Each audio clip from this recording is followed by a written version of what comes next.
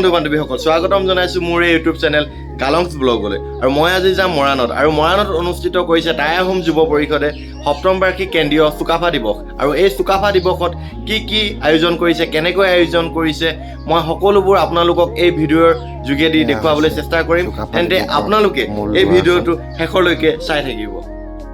ৰংঘৰ আকৃতিৰে ইমান ধুনীয়াকৈ সজাইছে তেওঁলোকে। এয়া হৈছে বৰ অসমৰ ভেটি গঢ়োতা স্বৰ্গদেউ চাওলুং চুকাফাৰ প্ৰতিমূৰ্তি।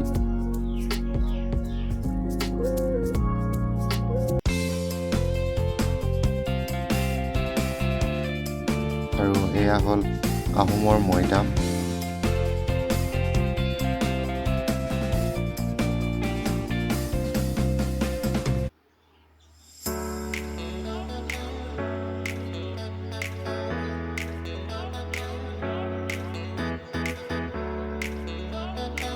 এয়া হৈছে মূল মঞ্চখন।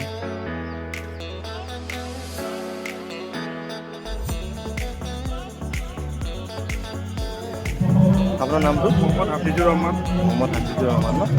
ঠিক আছে। যোৰহাট এইবোৰ হেণ্ডমেড ন?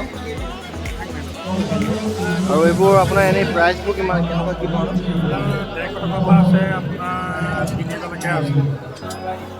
3200 টকা। এইটো 3200, এইটো 3200, এইটো 4200। হৰিণাটো কিমান? 4200 টকা। 4200 টকা। আৰু এই গণেশপতিটো 4500 4500 টকা ন? 4500।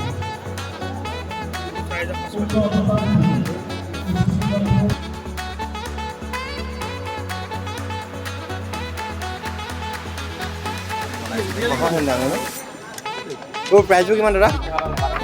তোৰ প্ৰাইচবোৰ কিমান? এখন 2000 টকা। 2000 টকা ন?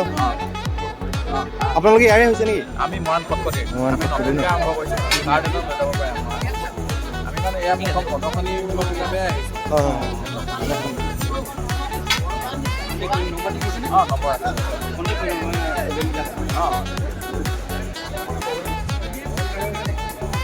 বাঁহেৰে বনোৱা।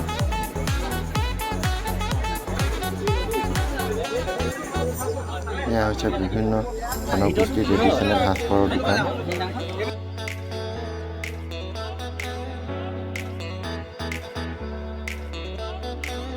এয়া পূজা কৰা সা সামগ্ৰীৰ দোকান।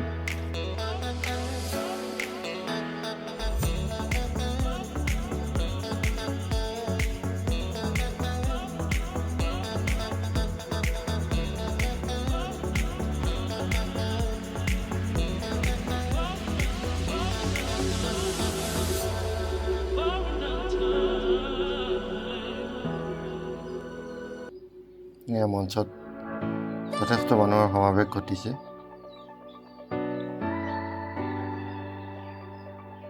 এয়া মঞ্চত গীত পৰিৱেশন কৰি আছে মাধৱ ৰঞ্জন ককাইদেউ আৰু ৰিদীপ ৰংকিত ককাইদেউ।